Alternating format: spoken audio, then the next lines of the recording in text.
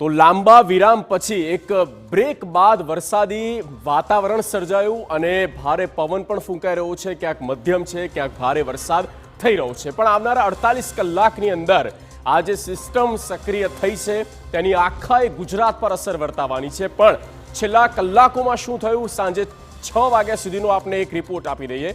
રાજ્યના 128 તાલુકામાં મેઘ મહેર વરસી. 128 તાલુકામાં નોંધપાત્ર વરસાદ થયો છે અને એ તમામ જગ્યા પર ખૂબ જ સારો વરસાદ થયો અને તેમાં સૌથી વધારે હોય, ટોચ પર હોય તો આ છેલ્લા 24 કલાક ગણો કે સવારે 8 થી સાંજના 6 નો રિપોર્ટ ગણો. બનાસકાંઠાનો દાંતા છે. દાંતા તાલુકામાં તો 4.17 ઇંચ, 4 થી 5 ઇંચની વચ્ચે વરસાદ દાંતામાં ખાબક્યો છે અને દાંતામાં વરસાદ થવાના કારણે તેની આસપાસના પણ જે વિસ્તારો છે તે પણ ઝપેટમાં આવ્યા. લાખણીની વાત કરીએ તો લાખણીમાં પણ 3.25 ઇંચ વરસાદ થયો છે.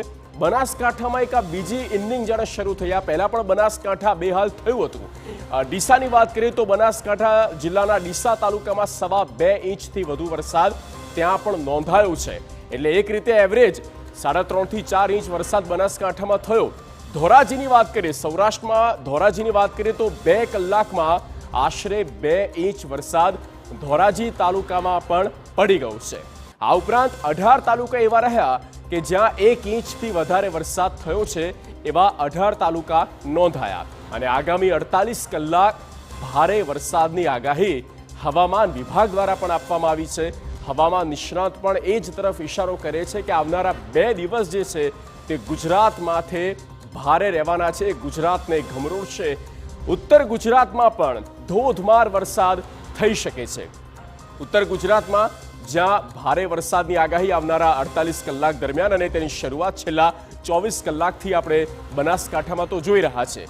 બનાસકાંઠામાં નોંધપાત્ર વરસાદ થયો અને બનાસકાંઠાનો એક રિપોર્ટ આપને ઓવરઓલ બતાવીએ.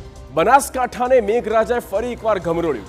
4 ઇંચ વરસાદ ખાબક્યો અને બનાસકાંઠા પાણી થઈ ગયું. બનાસકાંઠાના તમામ તાલુકામાં ભારે વરસાદ થયો. મુશળધાર વરસાદથી બનાસકાંઠાના કેપિટલ ગણાતા પાલનપુરમાં પણ પાણી છે.